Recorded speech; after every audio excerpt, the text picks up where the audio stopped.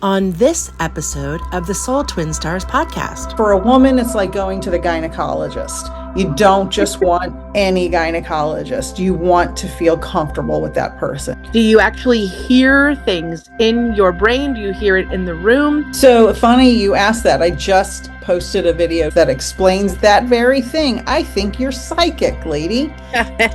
You do not have to provide any medium with any information ahead of time. You can even use a fake name. Woo! My ears and my smell are so extra heightened. Hi, I'm Lady Shadow, a witch with much to share, stirring the cauldron with magical self-care. Hi, I'm Peaceful Nik, a medium divine. I chat with the dead and interpret every sign. We are Soul Twin Stars, best friends through it all. From spells to healing, we're answering the call. From moon cycles to menopause and making peace with the dead. We aren't afraid to talk about what's rarely said. So tune in each week to get raw, real, and wise. Let's talk about a spiritual life with absolutely no disguise. Welcome to the Soul Twin Stars podcast, Uninhibited Spirituality. Peaceful Nik and Lady Shadow here. We would like to first and foremost thank our sponsors for this episode. Thank you to Beans and Buttercream Bakery. Delicious homemade treats shipped anywhere. Call 417-973-2352. And Abernathy Photography, based in southwestern Kentucky, a professional and stellar company providing drone photography in both local and destination weddings. Visit abernathyphotography.com. Author Mary Ray's self-reflection workbook on conquering shame and guilt, Tell the Devil to Go to Hell, an interactive memoir, is available on Amazon.com. Craving delicious Italian cuisine? You can find it right here in Westchester County, New York at Fino Restaurant. That's Fino Restaurant at One Baltic Place in Croton-on-Hudson, New York. All of our sponsors are linked up on our Soul Twin Stars podcast Facebook page, and we thank them for making this podcast possible. And now, back to our episode. Welcome back, everyone, to the Soul Twin Stars podcast. It is just about October, and it's so exciting. What an exciting time of year for the witches, the warlocks, the mystics, and the spiritualists like Nik and I. Nik, my BFF, a medium divine. Me riding in on my unicorn once again as an empath and a tarot creator and a playwright, and all the magical things that Nik and I do together is a glitter bomb cannon. So here we are again. What is up, Nik? I am so grateful, so happy, and just in a state of joy right now. I am just living life to its fullest. I am helping people start or continue their healing journey. I am so grateful for this podcast and all of the listeners who come back every week and ask the wonderful questions and the comments, and just, I am just in bliss. Love that. How many people can say today that they're in total bliss? Right? I love that. I have started rehearsals on my latest show for Off-Broadway for Afterlife, and I'm so thrilled to be working in the creative capacity again. So like you, in a good place today, and we're sending love and light to the listeners and hoping that you all are having the most glorious day as well. Would you like to talk about a divine moment first, or would you like me to share a divine moment first? I'll start. My divine moment this week is my book club, and it streams on YouTube today, Friday, September 26th at 6 p.m. Eastern. And we are reading Eckhart Tolle's A New Earth. And the response I've gotten to this book club really shocked me, because people need healing now more than ever. And this is free and open to the public. You can also join the Zoom link. It's posted on all my socials. And this helps people understand others' behavior and helps us be a little more compassionate. So my divine moment is the little group of people, well, it's getting to be a big group now, who enjoy and are getting a lot of healing from my book club. I love that. And you give healing on a daily basis through all of your different channels. And you can never underestimate the gifts that you give the world. And thank you for being out there, not just with your book club, but with your channel and your channeling and your education that you give to everyone, not just about Mars and the world and physics and astronomy, but also the gift of your spirituality to the world and teaching all of us, including me, how to stay in that light every day. Absolutely. And that's a great segue to today's episode. Science proves mediumship is real. For those of you who don't know and who may be new to the podcast, I'm a scientist with over 20 years experience in science communication and education. And later in life, mediumship kind of conked me over the head and it wasn't on my bingo card. And now I'm a professional medium. And also, I still work in science communication and education. And I've been on a quest to prove that science proves mediumship is real. And I've made many videos over the years about this. I've read many, many books. And that's the topic of discussion today. I'm so excited because we've never really talked about this before. Most of the time when you're watching a TikTok or a YouTube, anything medium, psychic, conspiratorial, out of mainstream ends with, this is just a disclaimer, this is for entertainment purposes only, etc. But in this case, this is not entertainment, this is science, and Nik is going to tell us why. So why am I on this quest to show that science proves mediumship is real? Well, because the reason I became a medium was because I started having mediumship experiences thinking I was, needing a CAT scan. So instead of doing that, I thought I will run a scientific experiment on myself and I will find a mediumship mentor and I will take classes. I started with a class and ended up being many, many classes to see, following the scientific method, you have to have repeatable results in the scientific method to see if I am actually getting information from loved ones in spirit. And that's how this all started, through a scientific experiment on my own mind. I love that. It was, and I proved it to myself and to many, many others through my mediumship practice and business. Amazing. And I think that all of us are born with the ability to become psychic, to become an intuitive, to just practice listening in and tuning into our higher selves. I think all of us can do this, but it does take, like any skill, a little bit of education, paying attention, listening, learning. And you also offer classes, right, on how to do this and teach others. And it's not this big whole 9-month long process either, right? Do you want to explain that a little bit? I have actually several options for classes. I have the most budget friendly, which is a book that you can get on Amazon. That'll be in the show notes. It's called Mediumship 101, and it's my 6-month mentorship written in a book. You can get a digital copy as well off my website. Either is fine by me. And then I have one-off classes that are individual classes where if you just need to sharpen up one skill, your clairs, finding your spirit guide, connecting with spirit, those are one-time classes. I have 6-month mentorships. I have year-long mentorships, which are individual mentorships. And anybody who just wants to, get a tiny little 15-minute spirit guide lesson, you can get that too. So my classes run the range from very budget friendly to, more comprehensive. And there's a ton of videos on my YouTube channel. I have 2 playlists about learning mediumship, and those are all free and open to the public at any time. And my husband took your class, and boy, didn't he make a lot of progress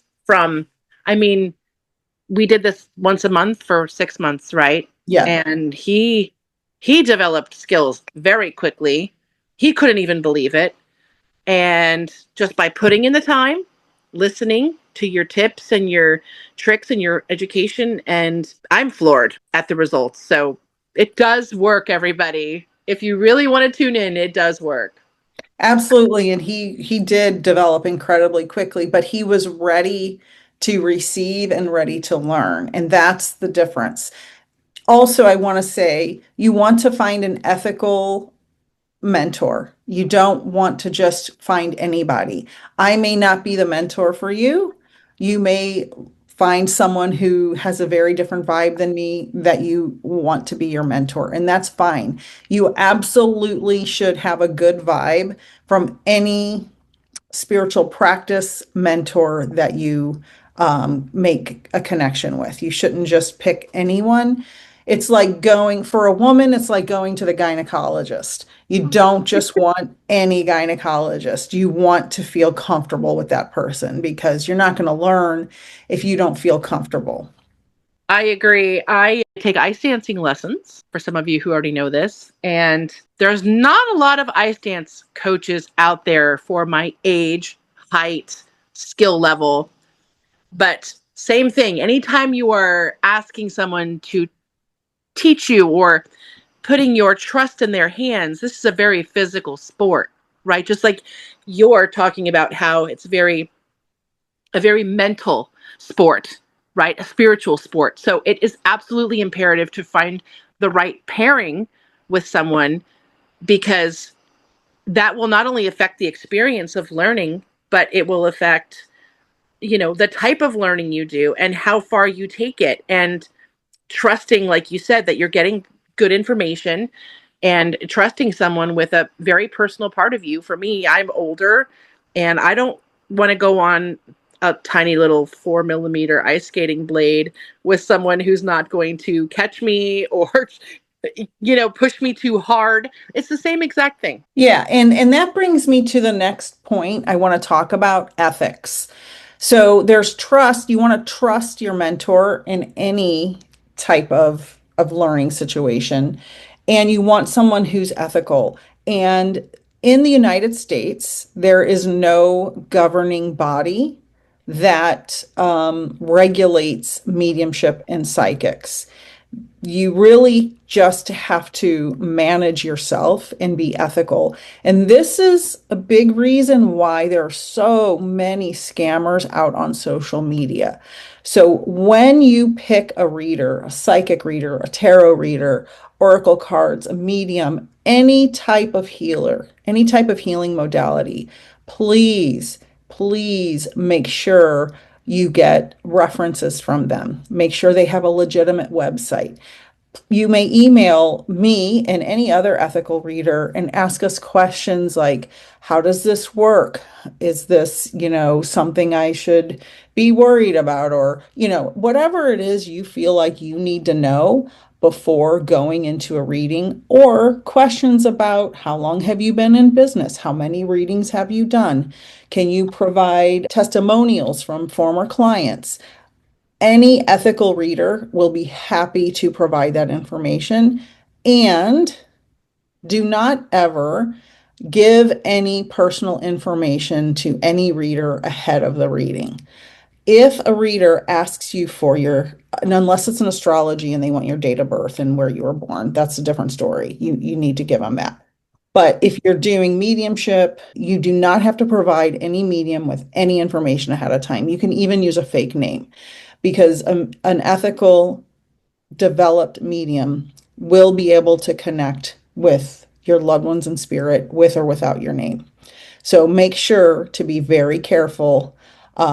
Also, sometimes there are people who tell you that spirits are stuck on earth and that you need to pay them money to get their loved ones unstuck. Do not do that. That is a lie, totally unethical, completely false. Never give anyone money to unstick anybody. Don't do that. So we have to be diligent about our own ethics. And when sometimes, no matter how experienced a medium is, no matter how many readings they've done, no matter how well trained they are, occasionally you do a bad reading. And it happens to the most expensive mediums to the least expensive. And when that happens, I always offer a redo If I do a reading and I'm just off and it just didn't click, I offer a redo, a free redo later, um, or a refund in very, very rare occasions. Most people are fine with a redo, or a referral to another medium because you just may not vibe with me or another medium. So make sure your medium is ethical. And here's another thing. One bad psychic reading, like you were just saying, can literally taint somebody for the rest of their life. People are very vulnerable when they seek out communication with loved ones. And I know a friend who got the most frightening reading ever, and she's afraid to go near a psychic, tarot cards, or even tune into her own spirituality for fear that she's opening a portal and these negative things are going to come in because of this psychic reading. So you're right. Ethics are so important. If somebody starts to say something that feels dangerous, not comfortable, you gotta 86 it, get out of there, because there are a lot of scammers, unfortunately. Yes, and I will tell you, you're not opening any portals to anything. And Exactly. whoever told her that, shame on them because Yep. that is not a good way to leave a client. My clients, my goal every single time I meet with a client is to make sure my client feels better at the end of the reading than when they came into the reading. Amen. That's the goal. Healing should occur in some way, form, or fashion during any mediumship reading. So, the hard question of our consciousness, which is how mediums communicate from our soul, our consciousness to another disembodied consciousness, someone who's passed away physically, but their soul or consciousness still exists. The hard question in science is, where is consciousness? Scientists, neuroscientists, brain scientists cannot find where consciousness resides in our bodies. They cannot find it. They've examined, millions of brains over the years, done multiple tests, and they cannot locate consciousness. And this is literally called the hard question of science. So, what does that mean? To me, it proves that our soul, our consciousness, is non-local to our body. And that's another scientific term, non-locality. It means our body is a body, a three-dimensional body. Our consciousness is of the quantum field, and it resides, a part of our consciousness, a part of our soul resides in our body while our body is alive. However, your soul, your consciousness, can come and go as it pleases from your body. When you're sleeping, for example, I know I have very vivid dreams. Lady Shadowe, I believe you have the same um, experience with dreams. Yep. I feel like when I'm dreaming, I have a whole separate life. I have vivid, vivid dreams every single night where I feel like the guy in Avatar, where he's a human during the day and then they plug him into the machine, and when he goes to sleep he has a whole life on Pandora with the people, the blue people. I don't remember Yep. what they're called, but that's how it feels because your consciousness can come and go to different realms, to different universes, to different dimensions, to different lifetimes because our consciousness, our soul, doesn't stay connected to our body. It can come and go because it's part of the quantum field. Love that. So fascinating. And like you, I've been studying this for my new play. And also, it's the lifelong burning question. I've spent my entire life asking myself, what is consciousness, where it goes, how quickly can I access the deeper parts, the more subconscious, connecting the two, which part of the physical experience really belongs to the consciousness and which part belongs to the physical, which we know is still just space and frequency.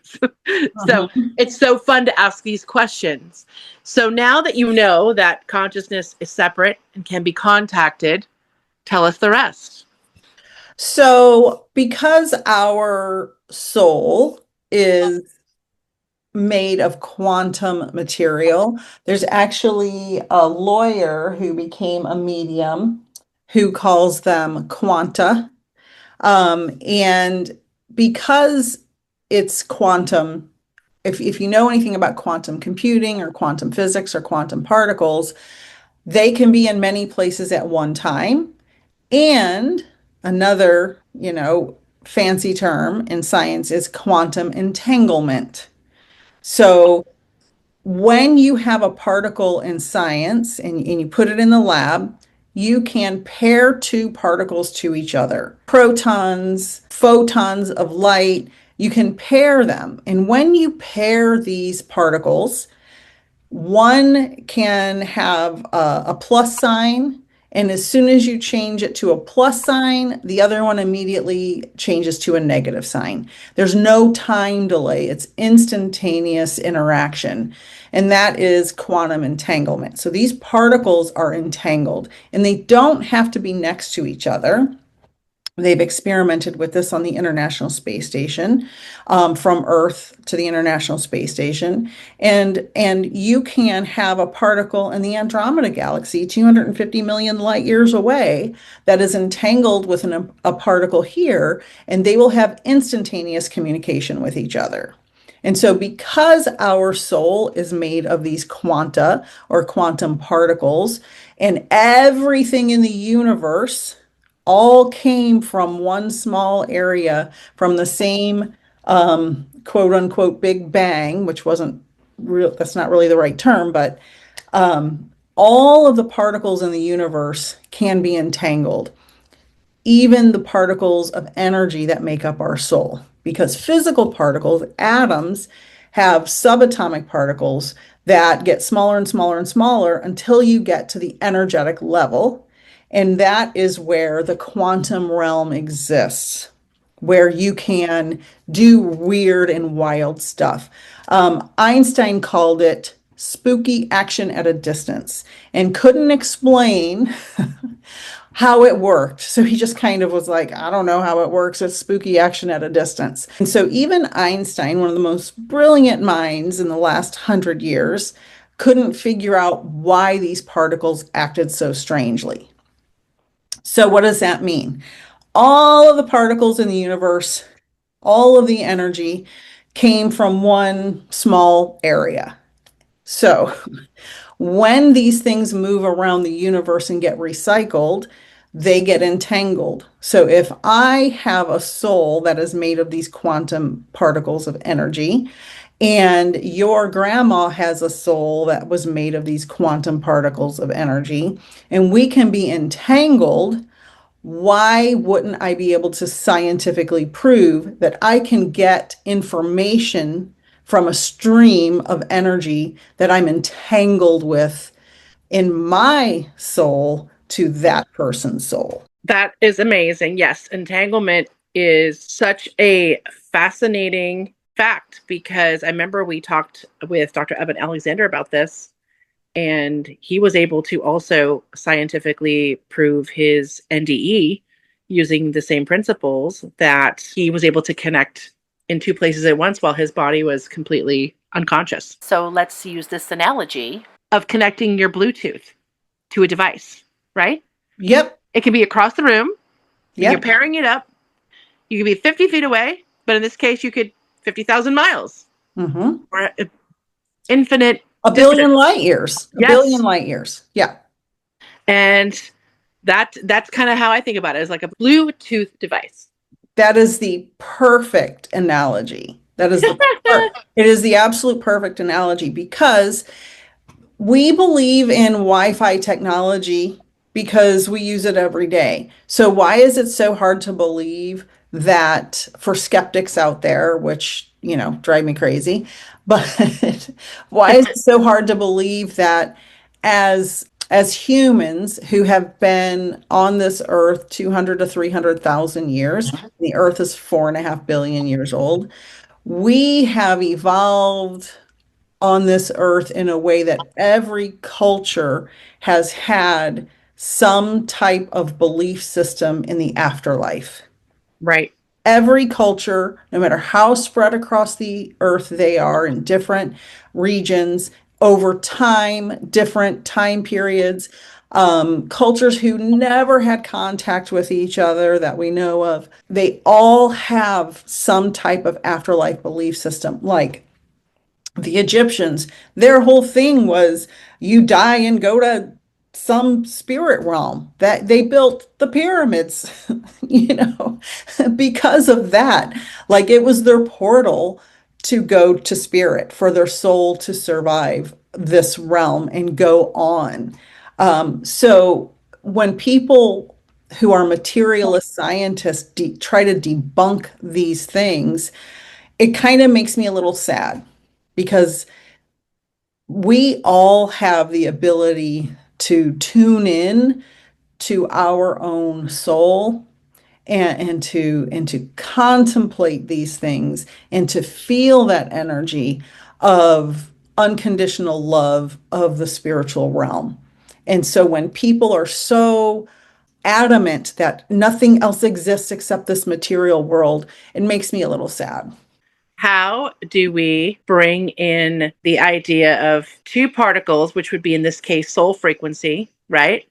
Mm-hmm. Coming in and communicating as if there were no time, no distance. Mm-hmm. And when they come into you, do you feel an energy? We already know that you hear and see things, but do you feel like vibration? So for me, when I am really connected well and I've done my due diligence and my meditation and really, really connected well, I can feel the personality of the person. I can feel if they were immensely sad or traumatized. I can feel that from them, or if they were a jokester and very funny, I can feel that energy as well.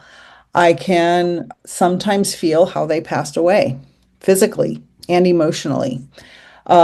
So I can feel, you ever feel like somebody's staring at you Oh, and yeah. and you look and they're staring at you and they may not be doing it to be, nefarious or anything. They're just staring off into space. And you can feel that energy. That Yes. is a similar feeling in mediumship for me. Now, not every medium may not feel this way, but I can feel the energy of someone's consciousness, their soul. I can feel their presence. Like just talking about this, I can start to feel energy stepping in because I'm sitting in the office where I do my readings. And I Yep. was just doing readings earlier. So they're kind of like hanging around and they think I'm going to connect. And it's like you have to talk to your guides and to the souls of these loved ones and say, listen, now is not the time. I'm not doing readings right now, but feel free to make it possible for me to connect you to your loved ones who are here. Feel free to make an appointment after dinner. Right. Book on my website, peacefulnikthemedium.com. That's right. But yeah, so sometimes when they think you're getting ready to connect, and especially when I'm talking about it, or when I'm watching a movie about spirituality or a podcast about spirituality or reading a book about it, you can start to feel them lingering into your space. I'm sure you've had similar experiences yourself. Oh, I do with the paranormal. Yes. First of all, I'm up all night long, right? So I'm always in full communicado with the cosmos Mm-hmm. during the nighttime hours when the veil is thinnest. So we see things in the sky. We almost can call them in. We've talked about the flashers. Mm-hmm. Chris can actually see a flasher and talk to it, and it literally fades out on him. If we talk about hearing noises in the woods, which we kind of live near I know it sounds cliche, but we live near an Indian burial ground. And as soon as we even think about the woods and give it any attention at all, and we're outside between like 1 and 3 in the morning, sitting in our spa or something, we start hearing the noises. We start feeling the energy. It'll be a completely calm night and we'll hear the wind kick up very in an isolated spot. So yes, I totally understand what you're talking about. You know when they're coming in, when you know when they're making contact. It's absolutely fascinating to experience that. And if you are not in the headspace to receive it, like you said, we just do what you say. We just say, we're talking about other things right now. Can we resume this with y'all later? Or Exactly. perhaps 2 o'clock in the morning when there's bobcats running around and rabbit skunks, maybe not the time to like talk to us. But then there's the times when you're not expecting it, when you're not in your office, and you might pass somebody by on the street and get a really strong. Now, I know that you don't just stop people and say, hey, randomly, I want to solicit you with a message, unless you're really moved by spirit to do so. Right. And we've been in situations too where I'm not looking for anything paranormal. I am not specifically asking for something to show up, because when we do investigations, we ask. But Right. I was sitting in my bathroom and I have a little window there. And one morning, right before the sun rose, I heard somebody sighing right outside my window. And the window was open about 6 inches. And I thought, oh my gosh, someone's like spying, stalking. They're right outside the window. Took a breath, slowly kind of peeked under there. There was nobody there. Now, if somebody were right there, I would have heard the footsteps run away, right? There are certain things you can prove that are physical experiences versus ethereal versus spiritual. Mm-hmm. And in this situation, I could immediately prove that unasked, unsolicited, something came through, was trying to get my attention. And it wasn't inside my house. It was right outside the house, which is what's interesting in my situation, because there's nothing that ever comes in here unless it's invited. But all of our activity that's around our woods and our yard and outside my bathroom window they seem to know their boundaries. It's interesting because I have very strong boundaries in life, and I don't want to wake up to a ghost standing in my kitchen Oh, having a yeah. coffee, right? So Mm-hmm. just like you, if you get a pressing message from somebody and you're in Disney World walking around and someone walks by you and you have a pressing message, you're going to have to really think and evaluate first. Well, should I even act on that, or let me listen to spirit a little longer to find out if I need to do anything with that? I will tell you, that's a very good point. And I have done that one time only. And it was probably the first year I was in training. And there was a coworker of mine whose father passed away. I didn't know her father passed away because I was new at this place. And we had to work on a Saturday for a event we were having. And and I said to her, I asked her about her mom because I had just met her mom. And I was like asking her, about, is your dad in your life? I was kind of hesitant to ask her anything because he came to me so strongly, and I knew mediumistically that he had passed away, but I didn't know factually. So she's like, oh, he died of cancer when I was a teenager. And I was like, well, I don't know if you know this about me because I was working in science at the time. So she was probably very shocked. I said, but I'm a medium, and your dad came to me with a really strong message. And I shouldn't have done this. It was totally unethical. I should have never approached her. And this is why it's the only time I ever did it. And she said, I'm an atheist. I don't believe in that. I said, okay, thank you. Wow. And I dropped it. And so I communicated with her dad, and I said, listen, if she needs a message, let her get the message in some other way. Right. So yeah, and she had a lot of emotional issues, so she probably could have used the message. But I definitely, as soon as she said, I don't believe in that, I just dropped it immediately because I was not about to make any trouble in the middle of the work day when we were about Right. to meet a bunch of people for this big event we were having. Oh my gosh, that's incredible though. So that brings me to the next subject I want to talk about. A couple of things that are kind of related scientifically and mediumistically. And these are the oversoul and the block universe theory. So if you don't know, your soul only a tiny bit of your soul inhabits your body. You have Yes. a very large oversoul that is too big to fit in your body. And so all of the lives you've ever led, all of the incarnations in the past and in the future are all inhabited in this oversoul. So there is no time in spirit. According to mediums and psychics, the spirit world has no beginning and no end. However, there's also the block universe theory in science, which states the same thing. All of everything in the universe is happening simultaneously. There is no beginning and no end. So when we talk to spirit, we can talk to theoretically, this is how people get past life regressions and make predictions of the future. You can connect with a soul, your soul that lived in a person 10,000 years ago Yep. or 10,000 years from now. Doesn't have to be on Earth. If you lived a life on an alien planet, you could communicate with that soul, that part of your soul. And the block universe theory states the same thing. Everything, everywhere, all at once, right? Isn't that that movie title? That's a great example of how these things work in the scientific realm, but it's the same in the mediumistic realm. Your soul has no beginning or end, and the universe has no beginning or end. Everything is happening all at once, and that's how time travel can work in the scientific realm, and that's how you can communicate over time with other souls from 10,000 years ago or 10,000 years in the future.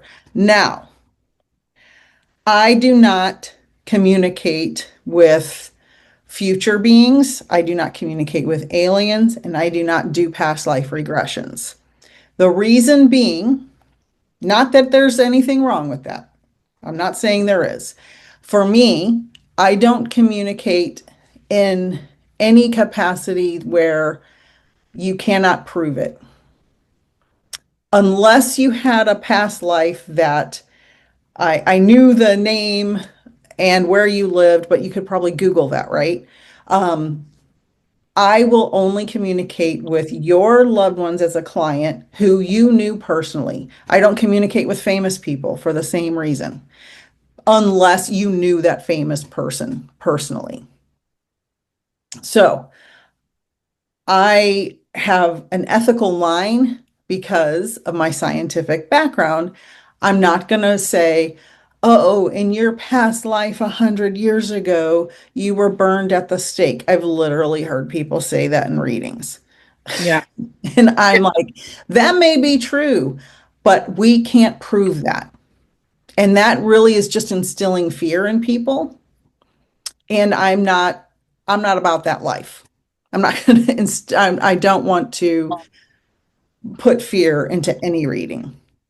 Well, and not for nothing, there are appropriate people, right, who will do past life regressions. Yes. And another thing about ethical psychicship is that you know your talents, you know where your strengths are, and don't pretend that you do anything more or less. You stick with what you know, what works, and like you said, what's provable, Mhm. and what you have developed for yourself, Yep. and what you're confident in delivering to helping another person. Because again, when you are seeking any type of mental or spiritual emotional help, it's so important, because as we know, mental health is just as important as physical health. We don't want to be led astray or falsely imprinted by something that would harm us, right? So we do have to protect our own inner workings and our consciousness and our aura, because those are the functions that make our body work. And first and foremost, the inside is what creates the outside. So never take for granted any action that you take to go deeper inward and for introspection and for what you do, communicating with others. It's just really important to make sure your mental health is stable, able, ready to receive, and like you said, ethically bound by what you know you can handle hearing, what you can handle sharing with somebody else. Yeah, it's really important to know your strengths in any healing modality. It's important not to lead others astray. I always say this, people ask me because of my astronomy background, do you talk to aliens? Sure, I could talk to aliens anytime I wanted, but can I prove it? I can't prove it, so I'm not going to.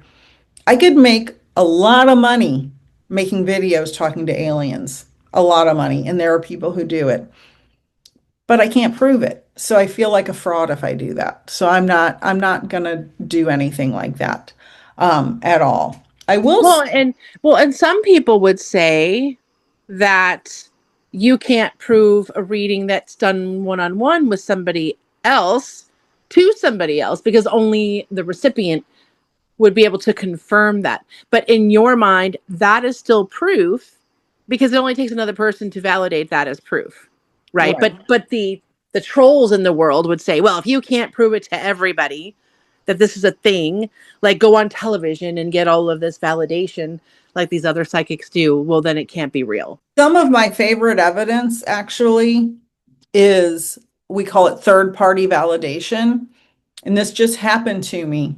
I was giving a reading and somebody asked me, I don't remember the scenario. Basically, I was giving a reading and I said, this person, something's happening with their job. They're going to have some kind of new beginning. And this is not a psychic prediction. This is their loved one in spirit was giving me this information.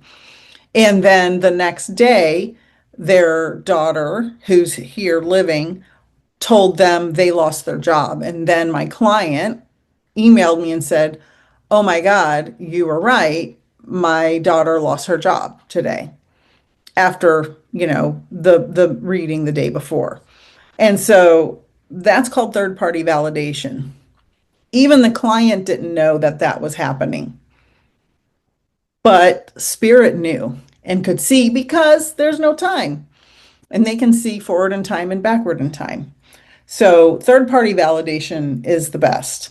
And I get tons of emails after readings that say, yeah, that happened. I had to ask grandma about that picture in the frame or whatever. And Yeah. it's wonderful. It's wonderful. And to all of the skeptics who who if you're skeptical because you want to see proof, but you're also open-minded enough to accept the proof when you see it, that's one thing. If you're skeptical to be a jerk and just to be mean and negative, that's not skeptical, you're just an asshole, right? And there's a big difference. I think people should be skeptical about mediums and psychics.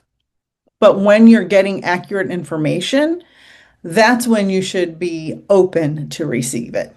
But if you're just, I get this all the time. Tell me what my magic word was with grandma. Like, that's not how mediumship works. Right. They don't always give you the information you demand. And Oh, this is good advice with everything in life. Not just being skeptical of your spiritual advisor, but be skeptical of everything first and kind of ask questions about the world presented to you because look at the lies in the media, right? yep. Yep. People aren't even fact checking or paying attention and you're just blatantly being lied to. So whatever standard you would set for a personal experience, set the same standard for the rest of the world system. Yep. And also back in the day when we could sort of trust the government, the CIA performed a very comprehensive project called the Gateway Process.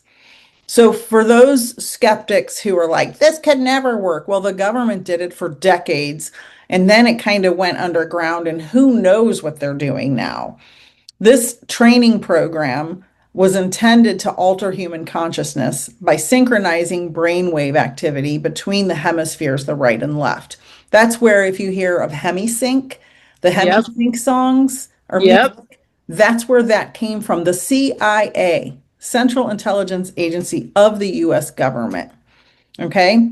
So the most cited document is a 1983 assessment written by Lieutenant Colonel Wayne McDonnell.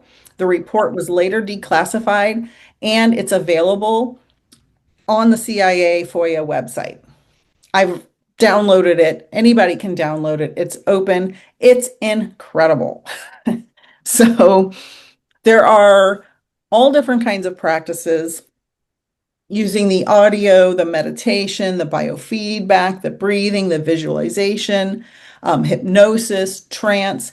They were training people to be remote viewers, to be psychics. That's right. They were doing this to get information from other countries, Yep. what they were doing. What were different countries doing? Where were their weapons? Where were their secret bases? This is why the CIA was training these people. So They also spend millions studying our consciousness and our Yep. psychic awareness and all of our gifts that we all bestow in different amounts and in different ways. And if you think that your government doesn't know the secrets to unlocking your mind before you do, or that this doesn't exist because the television's more important, the chicken nuggets are more important, think again, because what we have inside of us, this quantum computer, our brain, which you and I have talked about over the last few episodes, how powerful it is literally that powerful. It's more powerful. It's actually, when I started opening up to my abilities, I was a little scared, and I've heard that from some of my students. It's kind of overwhelming that we have access to all of the information in the universe. It's a little overwhelming. So the in this gateway process report, if you read it, download it, I'm telling you, straight off the CIA's website. I'm not kidding. This is not a joke. This document discusses consciousness, which is what we've been talking about today, quantum theory, the holographic universe theory, which we have talked about on here before, non-local connections, meaning our consciousness is not local to our body. And this is suggesting that there is sufficiently coherent consciousness that can access information beyond ordinary space-time. It says it in the document. They claim, the document claims that the practitioners, the people they were trained, were describing experiences such as out-of-body experiences, enhanced remote perception, altered relationships to time, non-physical information they could gather. All of these, this report explores all these plausible outcomes as if the techniques were achieved by the brain field effects. It's incredible. And they concluded in the 1983 assessment that the gateway concepts are theoretically interesting and worth study. Not a blanket validation, of course, but that was 1983. That was 42 years ago. Can you imagine what they've accomplished now? Look up the Monroe Institute, like it's crazy. Oh yeah. Oh yeah. And I think we can see that with the changing of energies, with the shifting that we were talking about last week, holding space for the shift, because we are still capable of shifting this world overnight into a whole nother direction than where we think it might be headed through our fears and the narrative. So we have to remain powerful, consciously alive, and consciously cognizant of the power that we have, and we can continue to grow every day. as long as we are choosing to make space for it. Right. Right. And we can turn it on. And I believe, and I think I've talked about this on here before, we are animals, right? We have an animal body. Yep. Evolutionarily, we are animals. And when you look at animals in the wild, they have instincts. Those instincts are to protect their young, get food, run from the thunder. So we also have those instincts, but we have, and those instincts or intuition, or telepathy, because animals are present, so they're not worrying about paying the rent or the mortgage or the car payment. So their mind is free and open all the time to tap into this natural intuition to protect their young, protect their where they live. We became a modern society and built houses. So we don't have to run away from lions and tigers and bears anymore. So Right. we kind of turned off our intuition in the past, couple thousand years, and we don't use it as much, but we still have that ability to tap in. And there have been many, many scientists explore this and are actively exploring this, many organizations and groups that are exploring this as well. Yes. And you can even Google a ton of studies, not just in our government. Oh, I have a whole list ready. Yeah. I have a whole list ready to read. Exactly. Around the world. Yeah. Give it to us, Nicole. So we have Harold Puthoff, Puthoff. He researches remote viewing, and then the U.S. agencies, the Stargate program, took that over. Shocker. Edwin May, who also was a director and scientist involved with government remote viewing programs in the CIA. That's from the CIA's website. Dean Radin is a contemporary parapsychology researcher who publishes meta-analysis and books synthesizing these findings. Rupert Sheldrake is a biologist who has done experiments on telepathy. And there's videos where he shows that when a dog is at home, they go and sit by the door. At the moment their owner decides to leave the grocery store or their job, when they're very far away, miles away, the dog knows that their owner is coming home, even if they can't hear the car. They know Amazing. the moment the owner decides to come home. So that's just one of the many studies.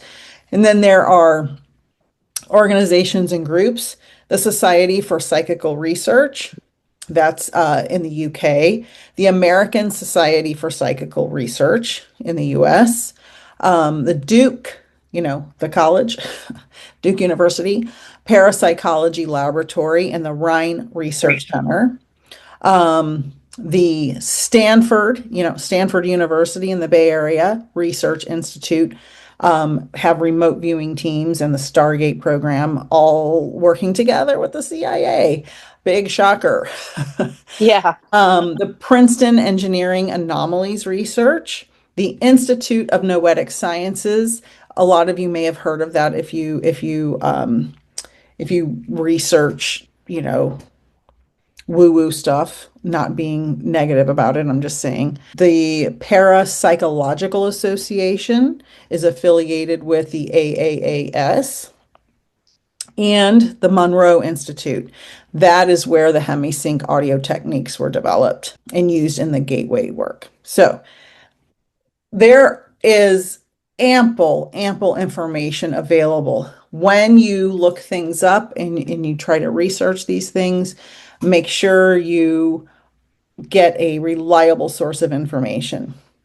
Don't go to, aliensamongus.com to get your reliable scientific research. That's not a real website. If it is, I don't know. I just made that up. So don't quote me on that. I'm talking about finding real scientific stuff. And I have a few books I want to mention. I know we interviewed in a previous podcast Dr. Eben Alexander, who was a medical doctor who had a near-death experience and wrote a book called Proof of Heaven. It's incredible. His brain was essentially clinically pretty much dead, and there should have been no experiences happening in his brain. And he had this amazing and incredible near-death experience. And his book is beautiful and amazing. And listen to the podcast because we talk a lot about that. There's a great book called You Are the Universe by Deepak Chopra, who's a medical doctor and a self-help guru, and Menace C. Kafatos, who's a PhD. This is Discovering Your Cosmic Self and Why It Matters. Then there's the book called The Field by Lynn McTaggart. It's the quest for the secret force of the universe. Incredible book. Dives into all of the stuff we're talking about tonight. Life After Life by Raymond Moody is another book. And The Physics of Consciousness by Ivan Antic in the Quantum Field, Minerals, Plants, Animals, and Human Souls. And those are my book recommendations. Have you read all those books, Nicole? Each and every one of them? I have read all of these books and a ton more. Those are just the ones I quickly grabbed off of my very full bookshelf. If anybody needs, and Journey of Souls by Dr. Michael Newton. I could go on and on and on. I love it. I love it. So in the practical sense, because I don't know that we've fully talked about like what happens in your readings on this podcast, your proof is obviously what you feel, what comes in for you, and then what goes to the client, and of course their validation. Yes. But in general, when you are doing a reading, can you just explain to the audience the scientific aspect of what it is you're receiving in the reading? Is it, I know we talked about the vibration, the frequency, that you see things. Do you actually smell things? Do you actually hear things in your brain? Do you hear it in the room? All of that. So funny you asked that. I just posted a video to YouTube Thursday morning, September 25th, that explains that very thing. I think you're psychic, lady. Shocker, Lady Shadow. So we have what are called clair senses. They're like telepathy, they're instincts, intuition, however you want to call them. They are our five senses. There's actually more than that for the clairs, but they're telepathic senses. So clairaudience is clear hearing, clairvoyance is clear seeing, clear smelling, clear tasting, clear feeling, emotionally and physically. I use all the clairs. Most of the time I have clear seeing, which is clairvoyance, and claircognizance, which is a clear knowing, when I just know things before they happen.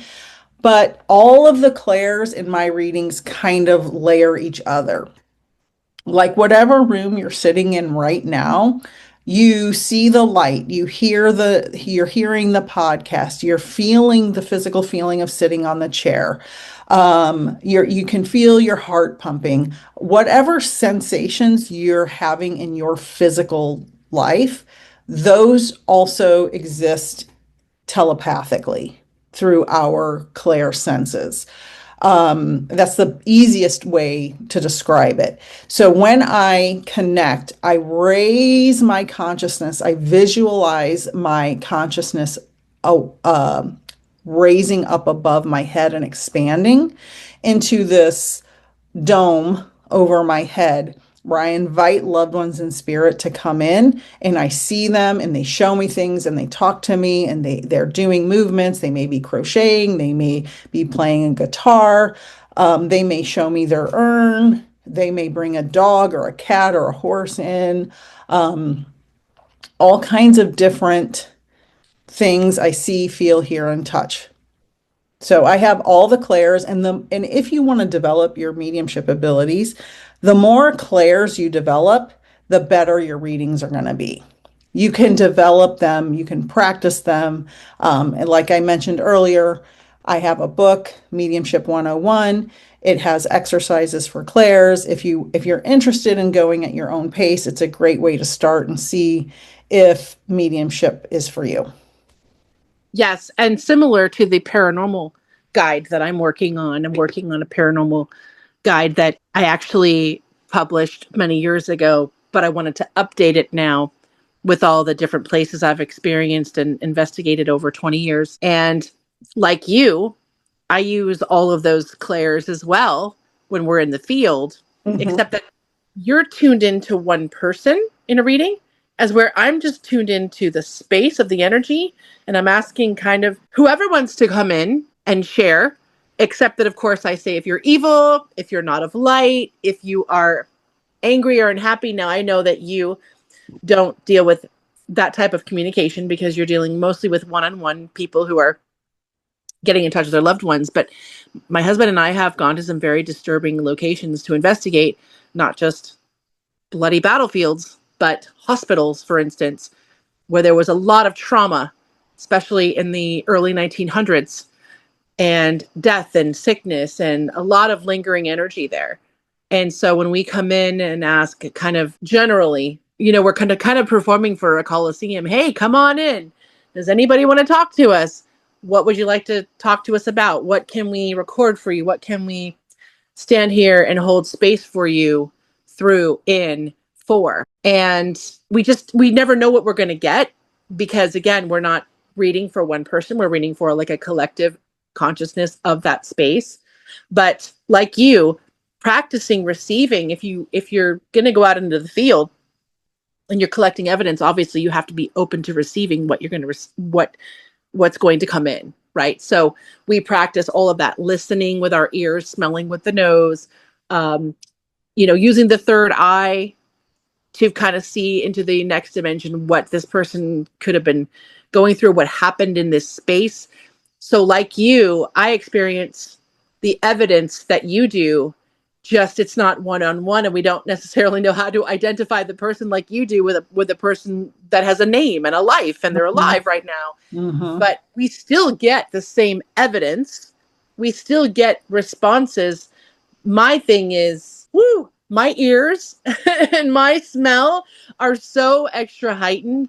And when I go out into the field, those are the things that I experience the most is sounds and smells. So it's still the same clairs, Right. using them to interpret different energy. Right. And I am so glad you shared that experience. I am glad you are all here to listen to this wonderful podcast. I hope you all learned so much today. Please email us at soultwinstars@gmail.com or comment below any of the comment sections wherever you're listening to this podcast. We love answering your questions. We love hearing from you. If you enjoy this content and you have a friend or loved one that may benefit from this, please share it with them. We're always here for you. We appreciate you. We're so grateful for everyone, every like, every listen, all of the comments. We're just grateful eternally for all of you. See you next week. We love you all. Thank you so much for joining us this episode for the Soul Twin Stars podcast. Find us on our podcast Facebook page for Magical Mondays live at 8:30 p.m. Eastern, where we will help you magically slay your weekdays, and for awesome giveaways. For more information about what other spiritual things Nik and I do and offer, visit peacefulnikthemedium.com. That's Nik with just a K. Or to connect with me, Lady Shadow, soulsandspirits.com is the place to go. If you want to be a guest on one of our shows, we would absolutely love that. Contact us at soultwinstars@gmail.com. See you next Friday. I'm on Spotify, Amazon Music, iHeartRadio, Apple Music, Facebook, and on YouTube. Sending you all so many blessings. Thank you so much for joining us, and until next time, know that you are all cherished.